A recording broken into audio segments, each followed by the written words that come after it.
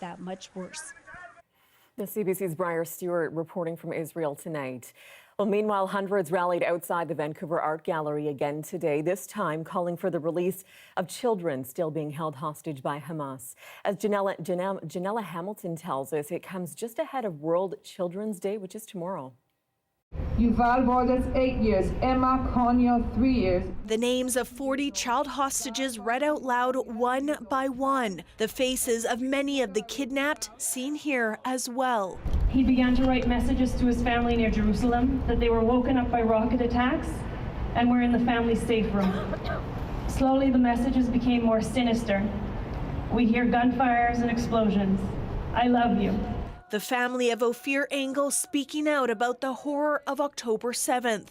Randy Sommerfeld says the teen was abducted by Hamas and taken to Gaza. His parents in Israel left heartbroken. They're waking up every morning and going to sleep every night, not knowing where their son is, not knowing if he's safe, not actually knowing if he's alive or dead. She says it's difficult to put into words what the family is feeling right now. I don't actually know how they're breathing, because even from here, and as removed as we are, we're barely managing. Nava Jacobs' 5 cousins were among the hundreds killed during the Hamas attack 6 weeks ago. The youngest was 15 and her sister 23, her parents and her father's brother, their father's brother. So it's very personal for us. It's believed Hamas captured 249 hostages, dozens of them children. The youngest, a 10-month-old baby. It's gut-wrenching because I walked past a shop the other day and I saw the little stuffed rabbit on the ground, and my mind immediately went to the children. Sommerfeld says Ophir was forced to mark his 18th birthday as a hostage. He has, nothing to do with this evil in the world that we're seeing. As the war drags on day after day, many here say it's becoming harder to remain optimistic. I think it's just a constant battle against a feeling of hopelessness and pain. But for now, hope is all they have. Janella Hamilton, CBC News, Vancouver. Well, for the past month, pro-Palestinian supporters have staged rallies all over BC and right across the country, demanding a ceasefire in Gaza. And that continued today in Victoria. Any cessation of violence gives me some hope. Hundreds are dying every day. They say a child dies every 10 minutes. So every 10 minutes that goes by without stopping this violence, more people die. The United Nations says 13,000 people in Gaza have been killed by bombing as Israel tries to root out Hamas. Another 30,000 said to be injured. Protesters in the capital also zeroed in on the BC NDP convention happening in Victoria this weekend, hoping to catch the attention of provincial politicians. To Dawson Creek now, a man has been found dead after an 8-hour standoff, and BC's police watchdog is now investigating. RCMP had arrived at the home to enforce an arrest warrant late last night when the man barricaded himself inside.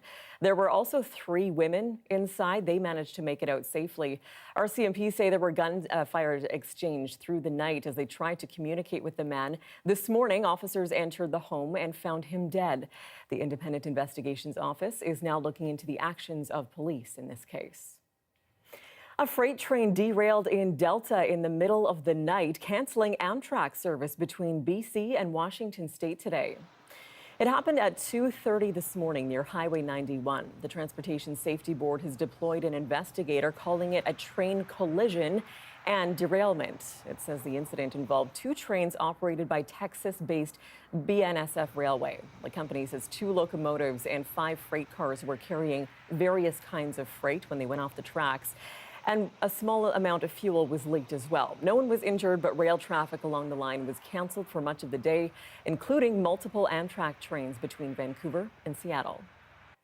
A barge broke loose from its mooring buoy in English Bay over the noon hour today, sparking a deja vu from the last time it happened. Nearly 2 years ago to the day, another barge famously got stuck along the seawall in English Bay, and that stretch of waterfront was later named after the incident itself. This time, though, a crew from the Canadian Coast Guard arrived just in time to prevent a second barge from running aground on Sunset Beach. A commercial tugboat had to be called in to the rescue and take the roaming barge, tow it back to a secure mooring in Vancouver Harbour. It's been a windy day, to put it mildly, for people on the North Coast and Haida Gwaii. Environment Canada is forecasting hurricane-force marine winds tonight into tomorrow.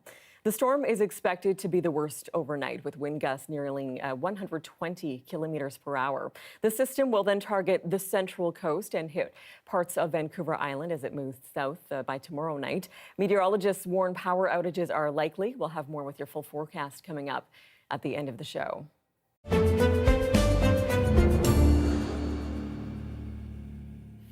Nanaimo is bringing back its Public Safety Committee. The city used to have one, but it was disbanded 5 years ago.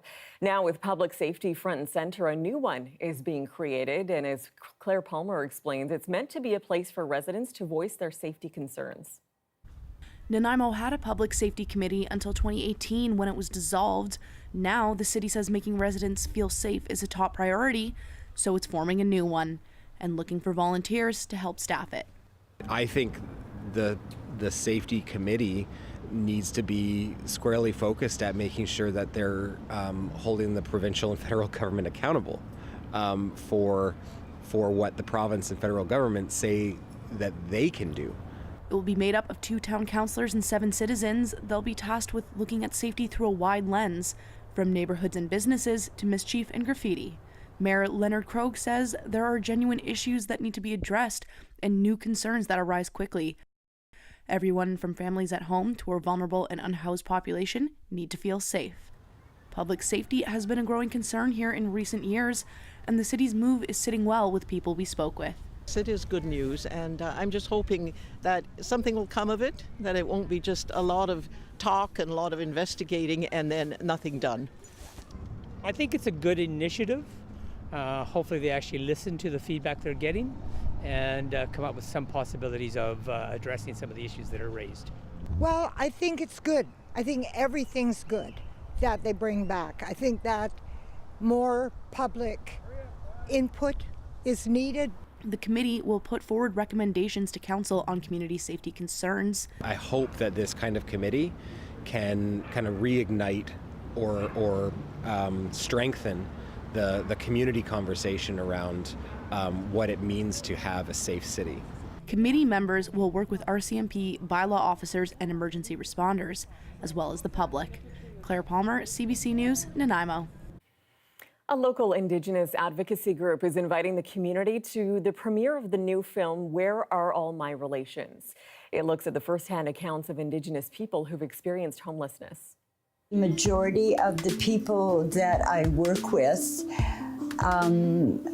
have either gone through the foster care system, residential school, or a combination of both. The film event is put on by Luma Native Housing Society and BC Housing.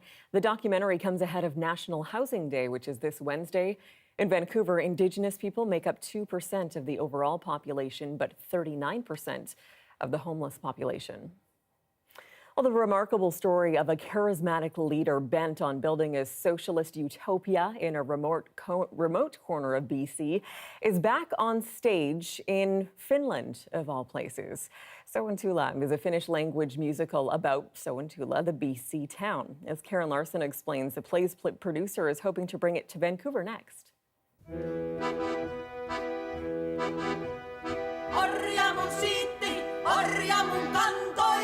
Sointula The Musical is set to hit the stage in Finland this weekend amid great buzz. According to producer Mikka Karkkinen, the story is as much Canadian as it is Finnish. This is part of your history too. The play tells of cult leader Matti Kyrika, esteemed Finnish journalist and philosopher. 125 years ago, Kyrika came to BC to lead 200 Finnish immigrants in building a community on Malcolm Island. They called their Shangri-La Sointula, which means harmony in Finnish, organized around the values of shared labor, cooperation, and equality of the sexes. It did not go well. The socialist experiment dissolved in 1904, but Sointula the town remains to this day Karkkanen says it's his dream to bring an English version of the play to BC so locals can appreciate the story as much as Finns do. I would really much love to see this play in some theater, for example, in Vancouver. Karen Larson, CBC News, Vancouver. Well, for 27 years, the East Van Culture Crawl has made the work of the many artists living in the area more accessible to the public. But with rental space becoming more expensive and space itself disappearing, local artists are relying on the community now more than ever. You know, we recommend each other, we give each other advice, we look out for each other, we go to each other's openings when they are. So it's a beautiful community. And this weekend, 450 local artists opened their studio doors to shoppers looking for a unique Christmas gift or perhaps something for themselves.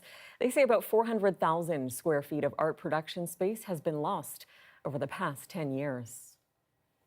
In Vancouver, the local skateboarding community met on Granville Island this weekend. They gathered to celebrate their love of the sport, yes, and for a chance to show off their skills as well. Our Saurabh Sandhu stopped by. The ramps are set and the boards are ready. This is the 5th annual All Aboard Skateboard celebration, open for skateboarders of all ages and skill level. The two-day event was organized by Vancouver Skateboard Coalition with help of Granville Island, which has been providing space for annual skateboarding events. Usually on a day like today, all of these kids, there would be nowhere for them to do this thing that we all love. So the Vancouver Skateboard Coalition's goal is to try to provide spaces and opportunities for people of all ages that have a love for skateboarding. Besides the open skateboarding sessions, training is also available for those who are keen to take up the sport, especially younger ones eager to land a trick or two. The first time I went down this ramp, I started pumping and then I got really good at pumping like I am now. The first time I dropped in I was scared, but I tried it, but it was fun for me. I like the community part. Like if you need help, there'll probably be someone that knows how to do the trick and they'll help you with it. Organizers say they are encouraged by the response they received, but the city still lacks spaces needed to develop the sport. And we need safe space to do it because unfortunately, a lot of members of our community, are using parkades in the middle of the night because that's all we have. And unfortunately, those aren't always the safest spaces. Cole says the coalition has been working with the City of Vancouver and Parks Board, but needs more funding to provide indoor spaces for the skateboarding community. For the time being, a pop-up ramp will remain in place on Granville Island till the end of January. Saurabh Sandhu, CBC News, Vancouver. In Kamloops, some ingenuity has brought to life a unique twist on skiing and snowboarding. And its origins come from a railing behind the old library at Thompson Rivers University. That handrail has now been turned into the feature of an urban outdoor sporting event. We went to check it out. So we plan to have a jump, like a ramp right about here, maybe have it this high. It's gonna look like a block of cheese wedge, really. Riders, skiers and snowboarders come down from the top of that rail, hopefully stay on this railing, on their skis and snowboards, and hopefully ride away. Just like that. The idea came from 2020 when I was doing my on-campus tour, my onboarding. I was with a group of friends and I was like, how good would that handrail be for us to ski and snowboard on? And that's how it started. I went to my professor, Billy Collins, and I was like, Billy, how can we actually be allowed to ride this thing without getting kicked out? Because if you ride it without permission, you obviously get kicked out. I have a class, an event management class, a second-year course, and I just thought, well, it's a perfect opportunity to combine his passion with a project for the class. And here comes Justin dropping in first rider of the day. People come here all across Canada, North America. I've even seen people from Australia and New Zealand come here to hit this thing. Like, it's actually, this is prime real estate. People want to be here. They want to ride this thing. You'd be surprised how many people are dying to actually ride this thing, believe it or not.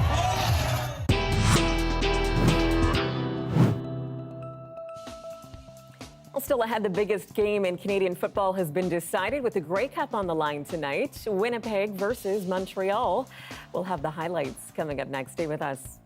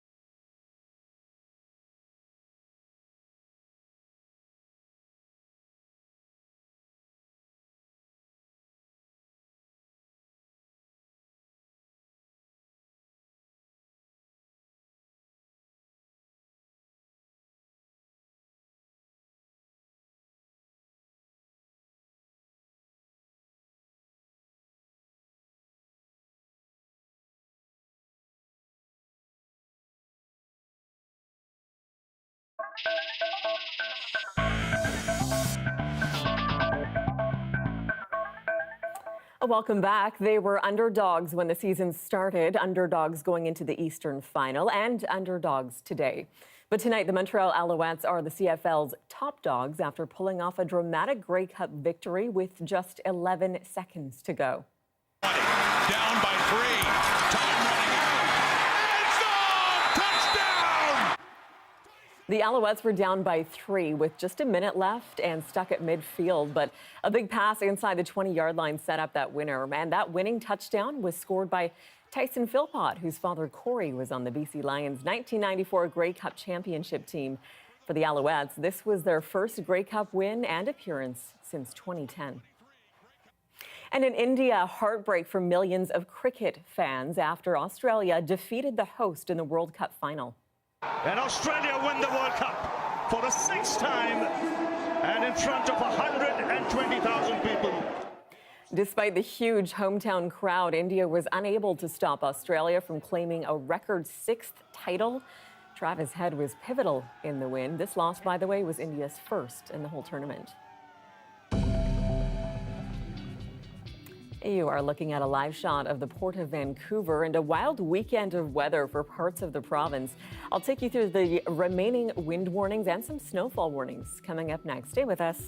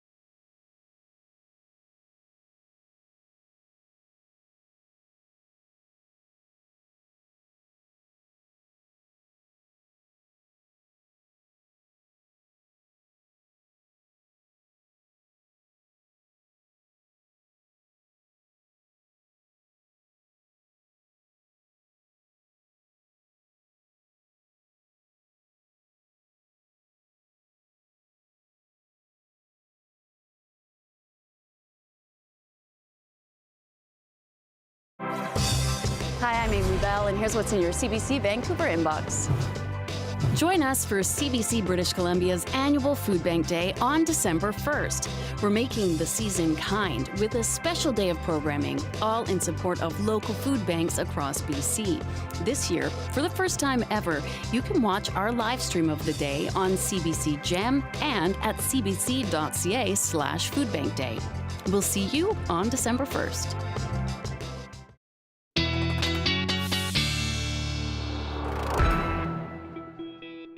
Time for a look at the forecast. Certainly not quite as busy with all those weather warnings as we had at this time yesterday, but you can still see some precipitation falling, and those values are below zero in most places for our overnight low. So do still make sure you're careful if you're out on the roads. Here's the next system that's moving in. Look at the north coast.